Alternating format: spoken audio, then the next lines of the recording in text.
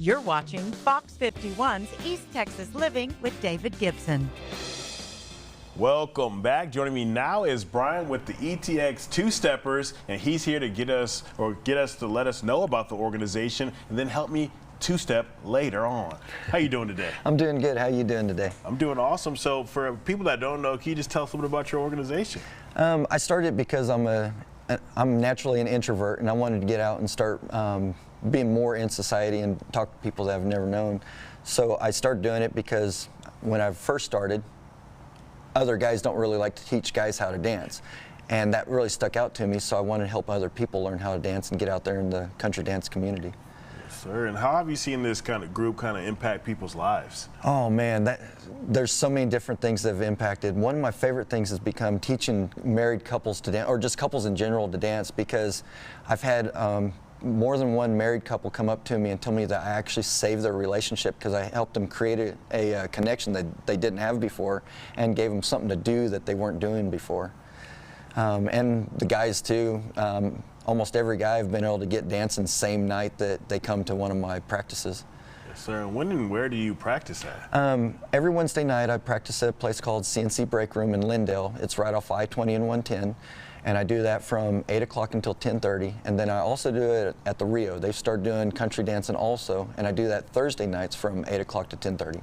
What's that like, being able to teach beginners and experienced dancers? I don't teach so much with experience, except for some of the moves that I know. If it's a move that I've made or something, I can teach an experienced dancer that. A lot of times we teach each other at that moment. If they're experienced, a lot of times people do know more than I do.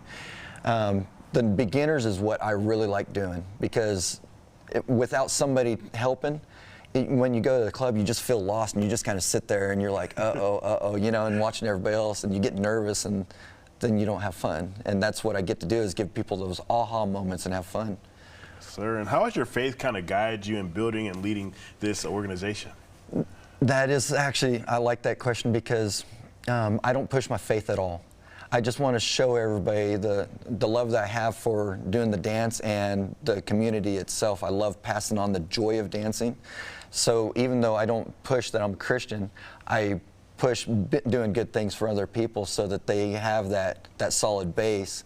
And then if anybody asks me why, then I'll let them know, and it gives me a chance to kind of tell them I was saved in February of 2005, and I've been a Christian ever since, and I like to pass that on too.